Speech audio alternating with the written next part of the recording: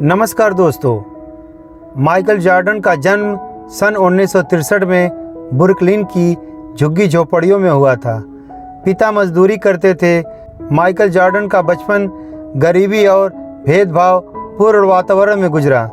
जब Michael Jordan 13 वर्ष के थे तो उनके पिताजी ने उन्हें पुराना टी शर्ट दिया और पूछा, इस टी शर्ट की कीमत क्या होगी?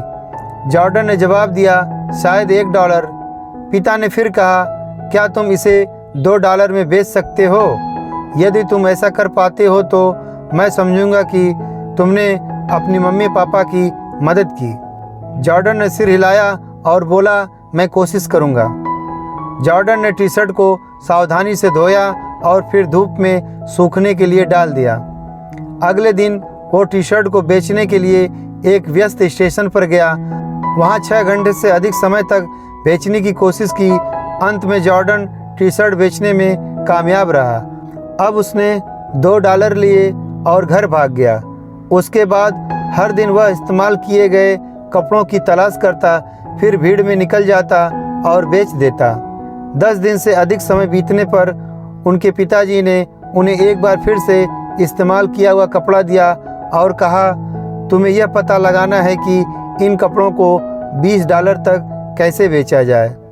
जॉर्डन ने कहा, यह कैसे संभव है?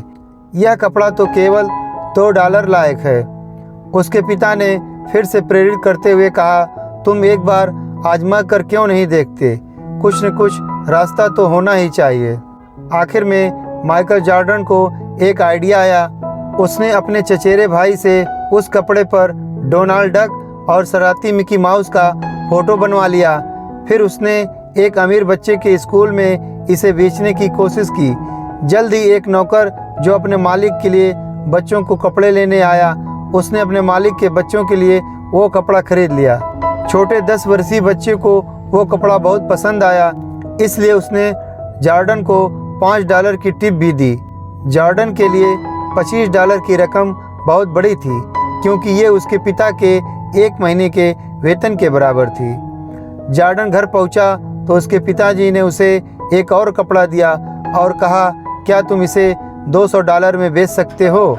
उनके पिता की आंखें चमक रही थी। इस बार जॉर्डन ने बिना किसी संकोच के कपड़ा बेचने के लिए ले लिया।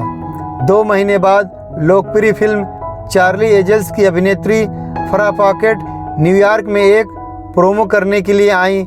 प्रेस कॉन्फ्रेंस के बाद जॉर्डन ने फराह फॉकेट के पास पहुंचने के लिए सुरक्षा घेरे को तोड़ दिया और साथ लाए कपड़े पर उनका ऑटोग्राफ मांगा।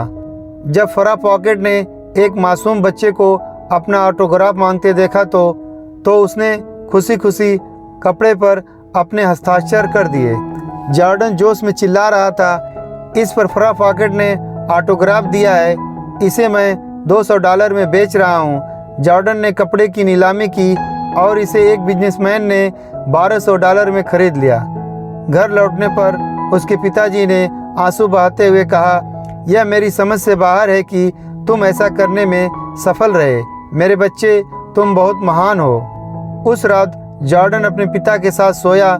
सोते हुए पिता ने पूछा, बेटे, तुमको जो 3 कपड़े मैंने दिए हैं उनको बेचने का अनुभव कैसा रहा? जॉर्डन ने भावुक होकर उत्तर दिया, जो दिमाग सोच सकता है उस तक पहुंचने का रास्ता भी कहीं न कहीं जरूर होता है। उसके पिता ने सिर हिलाया और कहा, जो तुम कह रहे हो वो सही कह रहे हो। मैं तुमको यह बताना चाहता हूँ कि $1 के लायक कपड़े की कीमत भी हजारों डॉलर में हो सकती है। उसी प्रकार हो सकता है कि अभी हम गरीब हैं, हमारी हालत ठीक नहीं है, हम इसे सुधार सकते हैं। यह इस बात पर निर्भर करता है कि हम उस क्षमताओं का उपयोग कैसे करें जो हम में से हर एक इंसान में मौजूद है। जॉर्डन के दिमाग में तुरंत एक नया सूरज उगा।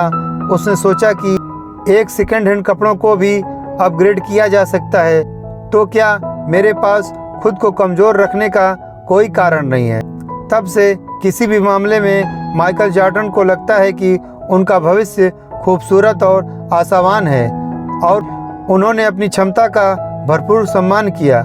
वह दुनिया के सर्वश्रेष्ठ बास्केटबॉल खिलाड़ी में से एक बन गए और सबसे अमीर एथलीटों में से एक बन गए। दोस्तों, ये कहानी आपको कैसी लगी हमें कमेंट करके ज़रूर बताएं। अगर दोस्तों कहानी अच्छी लगे तो प्लीज़ एक लाइक और एक सब्सक्राइब भी कर देना, क्योंकि आपके एक लाइक और एक सब्सक्राइब से मुझे हौसला मिलता है। धन्यवाद।